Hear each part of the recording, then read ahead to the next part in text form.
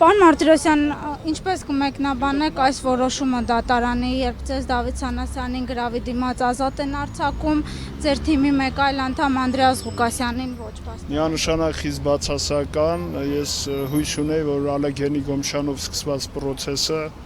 շարունակություն կունենա, հետո Արմենին Մելիքյան բաց թողեցին, մեզ գրավով բաց թողեցին, սպասում եմ, որ Անդրեասին էլ բաց կթողեն, բայց փաստորեն դա տեղի չունեցավ, որը միանշանակ քաղաքական հալածանք է Անդրեասի նկատմամբ։ Այսօր Օվսեփի դատն է, տեսնենք թե Օվսեփի հետ կապված ինչ որոշում են կայացնում, եթե Օվսեփին թույլ չտվեցին կալանքը ինչ-որ ձևով փոխարինել, ուրեմն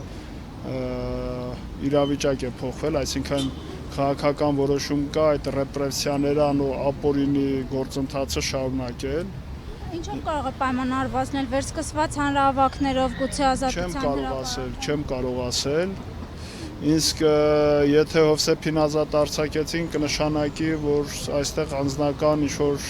պահ գոյություն ունի եւ անձնական վրեժխնդրություն ընթանում։ Պարոն Մարտիրոսյան, ինչպիսի նոր մեթոդներ գուցե կիրառեք պայքարի այս դեպքում, հա, եթե իշխանությունները։ Իհարկե հիմա չեմ կարող որևէ նմանատիպ հարցի պատասխանել, որովհետեւ ես ինքս էլ այս բան շոկի մեջ եմ, որովհետեւ չես սպասում, որ այսպիսի մոտեցում ցուցաբերեն Անդրեասի նկատմամբ։ Իմ ազատվելը կալանքից, Դավիթի ազատվելը կալանքից, թեկուզ գրավի դիմաց ինձ հույս էր ներշնչում, որ իշխանությունները իրենց կոպտագույն սխալը հասկացել են, թե ինչ են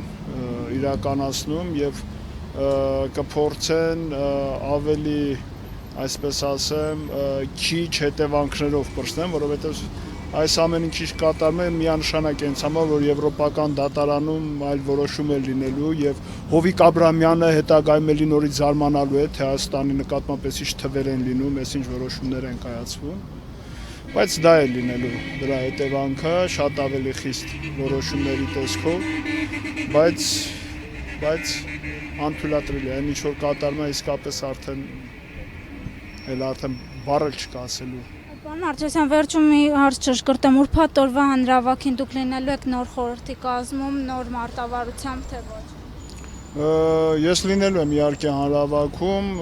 նոր խորհրդի կազմում կարծեք թե կամ հրավերք եղել է, քննարկման մասնակցել եմ երկու անգամ, բայց նորից եմ կրկնում, ժողովուրդը ինքը պետք է որոշի, սենց ուզում է շարունակի, թե ուզում արտագաղթի լրիվ արտագաղթի դատարկի երկիրը, թե